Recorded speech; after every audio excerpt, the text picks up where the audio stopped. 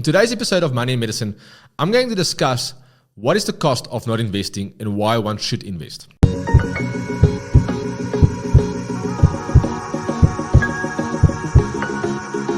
PPS Health Professions Indemnity proudly sponsors this episode of Money and Medicine. For more information on PPS, please visit our website. Now, let me give you a clue. Do you remember the story of your grand telling you how she managed to buy a king cone ice cream for 50 cents? Or how she even managed to buy a full farmhouse breakfast at a Wimpy for a little over 8 Rand? I still remember the days when I was little and me and my brother went to, on a Saturday morning, we will go to the track to ride our off-road motorbikes. We would fill a 25-litre jerry can with petrol for almost 100 Rand. Now, if you have to go and fill a 25-litre tank of petrol today, it's going to cost you almost 500 Rand. That's 5 times more than what we used to pay when we were little.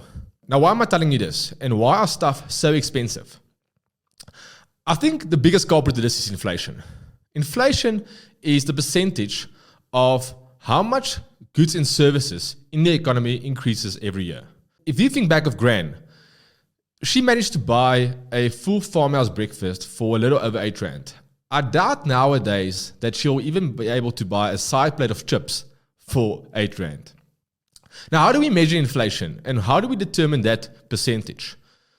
We use a basic metric called the Consumer Price Index. The Consumer Price Index is the price of goods and services that the average household buys on a daily basis.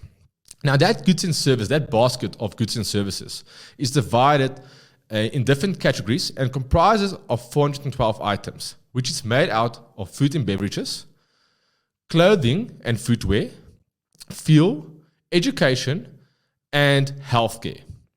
Now, currently inflation is about 6%. It means that the price of goods and services increases by 6% every year. That means that if your income does not increase by 6% every year, you are getting demoted. You are losing the buying power of your money and you won't be able to maintain the same lifestyle. The big question is, how do we protect our purchasing power? Let's use a hypothetical example. If you have 100 Rand, that 100 Rand over a 10-year period needs to increase by 6% on average. If the 100 Rand increases by 6% over a 10-year period, it means that 180 Rand over 10 years will have the same value that 100 Rand have today. Now, how are the average Joe going to invest his or her money to make sure that 100 Rand increases to 180 Rand? There's 3 ways that you can do this. The one is you can keep your money in cash. The alternative is you can save the money in a savings account. Or the third example is you can invest it. Now let's pause a moment and look at the example if you just put the money and keep it in cash. Well, if you keep your money in cash and you put it underneath your pillow, it means that 100 Rand is not going to increase at all. After 10 years, 100 Rand is still going to be 100 Rand. And you won't be able to buy the things that you used to buy with that 100 Rand. You're going to become the victim of inflation. The second example is if you put the money in a savings account. Now, a typical savings account might be with your bank where you earn roughly about 3% interest on the investment. That's not even considering bank charges and fees. So if you put 100 Rand in a savings account with your bank, after 10 years, that 100 Rand would be approximately 134 Rand. Now, we need to have 180 to keep up with inflation.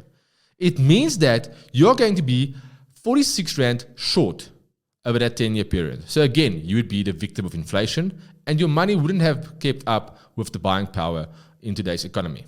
To keep it simple, now let's look at an example of an investment. I think the standard metric in South Africa is to look at the growth of the JSE, the South African JSE All Share Index. The JSE over the past 25 years managed to deliver a rough return of approximately 11.5%. That means that if you've invested 100 Rand in the JSE over a 10-year period and managed to get an 11.5% return, that investment of 100 Rand would be 300 Rand. Okay, so that means that you've outperformed inflation by approximately 120 Rand. So you have basically protected the buying power of your money and you've made a little bit more. Now, how do we get started? I think the most important thing is don't delay investing.